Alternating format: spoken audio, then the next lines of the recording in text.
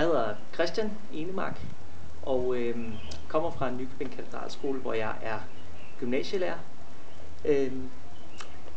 Jeg sidder her i et slumkvarter, der hedder Kibera, som ligger uden for Nairobi i Kenya, og har netop afsluttet en uge, hvor jeg har igangsat et partnerskab mellem min skole og en slumskole eller et slumgymnasium, som ligger her i Kibera.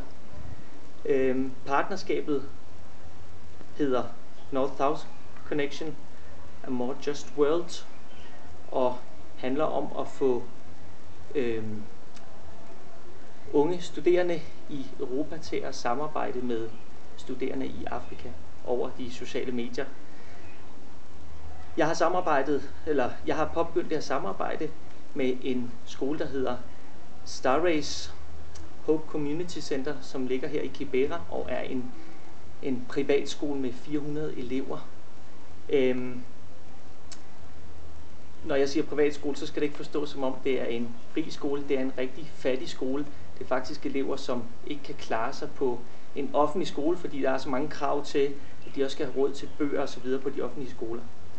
Her i Kibera, der er folk rigtig fattige. Mange får ikke mere end 2 måltider om dagen.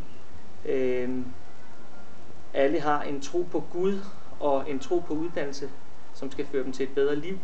Og de prøver, i hvert fald de fleste af dem, på at arbejde hårdt for at opnå det her gode liv.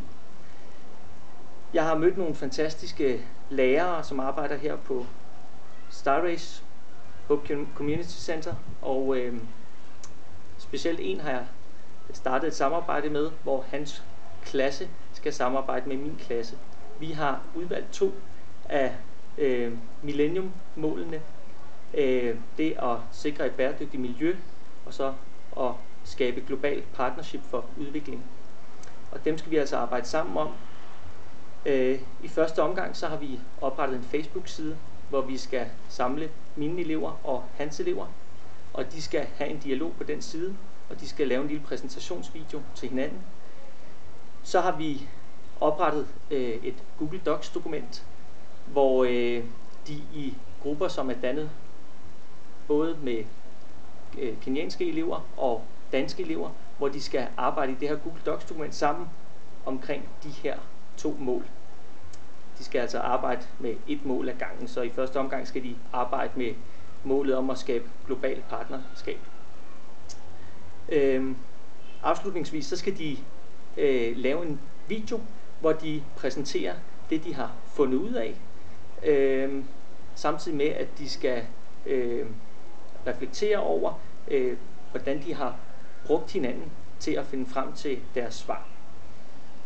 Så det er i første omgang de planer, vi har sat i gang, og jeg er rigtig spændt på, hvordan det kommer til at gå. Vi havde lidt begyndervanskeligheder med overhovedet at få gang i noget internet, men vi var heldige, at der var en polsk organisation hernede, der netop havde computer med til skolen også. Jeg havde medbragt 1 computer, men vi har altså fået noget internet op at køre, så jeg ser meget frem til, at det skal lykkes os at få noget godt samarbejde i gang.